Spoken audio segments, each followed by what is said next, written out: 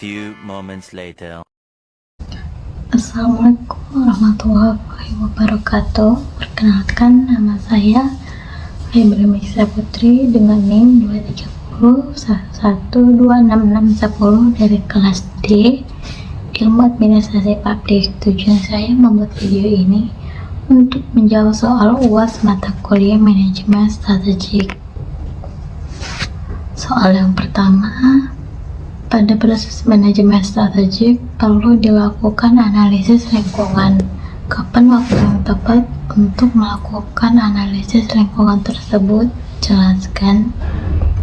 Nah, analisis lingkungan itu kan tahap pertama dalam proses manajemen strategis dan harus dilakukan sebelum membuat strategi.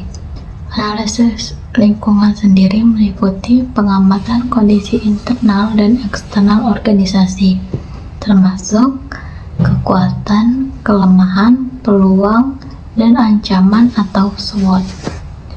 Proses ini memungkinkan perusahaan untuk memahami keadaan saat ini dan membuat keputusan yang tepat untuk mencapai tujuan strateginya.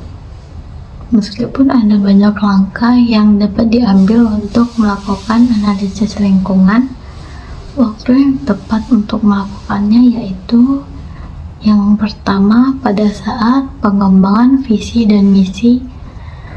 Analisis lingkungan membantu dalam menentukan lingkungan internal dan eksternal yang akan mempengaruhi tujuan strategisnya. Yang kedua, penetapan tujuan strategi. Analisis lingkungan membantu dalam menentukan tujuan strategi yang sesuai dan realistis berdasarkan kekuatan, kelemahan, peluang, dan ancaman yang dihadapi. Yang ketiga, formulasi strategi. Dengan melihat kekuatan, kelemahan, peluang, dan ancaman yang dihadapi tadi, analisis lingkungan membantu dalam mengembangkan strategi yang sesuai untuk mencapai tujuan strategi. Dengan melakukan analisis lingkungan sebelum penyusunan strategi, perusahaan dapat membuat keputusan yang lebih tepat dan efektif dalam mencapai tujuan strateginya.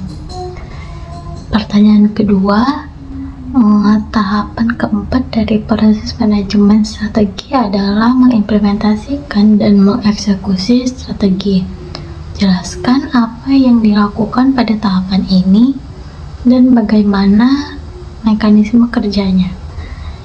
Nah, tahapan keempat dalam proses manajemen strategi kan mengimplementasi dan mengeksekusi strategi. Pada tahapan ini, organisasi mengaplikasikan strategi yang telah disusun dan disepakati untuk mencapai tujuan yang telah ditetapkan. Pada tahapan ini, beberapa langkah tindakan yang dapat dilakukan itu pertama menerapkan strategi. Setelah rencana dibuat dan diputuskan, strategi kemudian diterapkan secara bertahap. Beberapa usaha mungkin memenuhi rencana, tetapi beberapa lainnya mungkin tidak. Oleh karena itu, perlu ada rencana alternatif untuk melakukan antisipasi ini.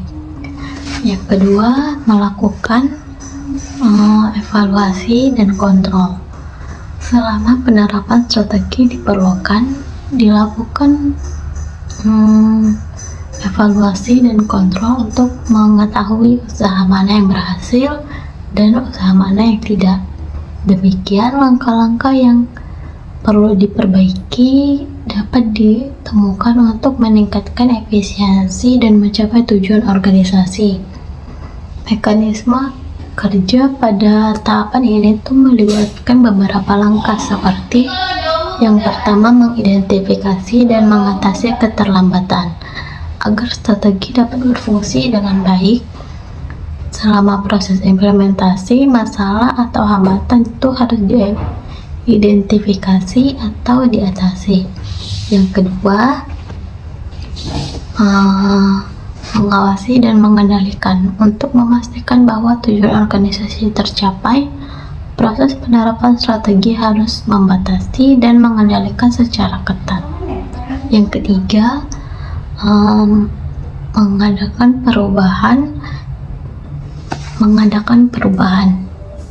Nah, jika strategi yang digunakan tidak berhasil, perlu dilakukan perubahan untuk mencapai tujuan yang lebih baik lagi.